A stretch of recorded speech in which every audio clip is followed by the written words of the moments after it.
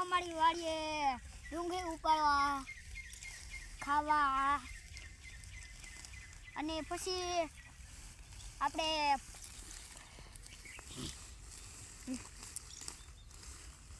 Like और subscribe કરવાનું ભૂલશો નહીં. ભાઈ તમને હારી ડુંગળી લાગ્યા તો